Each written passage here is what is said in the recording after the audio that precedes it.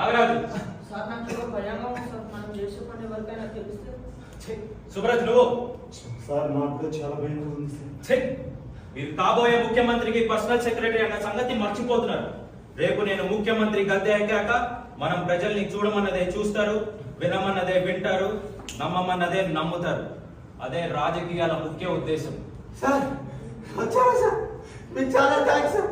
రండి సార్, నన్ను రక్షించండి సార్. నిన్ను పర్మనెంట్ గా కాపాడడానికి వచ్చాను బాబు, కంగారు పడుతూ.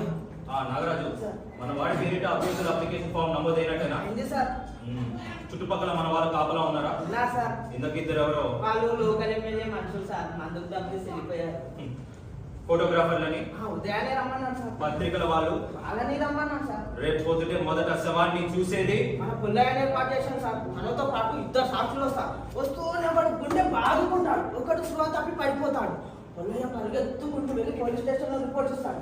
1వ నంబర్ పోలీస్ స్టేషన్ లో ఎఫ్ఐఆర్ నమోదు అవుతుంది. మీరు వచ్చి ఉపన్యాసం చేస్తారు. 10 గంటలకు ప్రెస్ కాన్ఫరెన్స్ ఏర్పాటు చేశారు.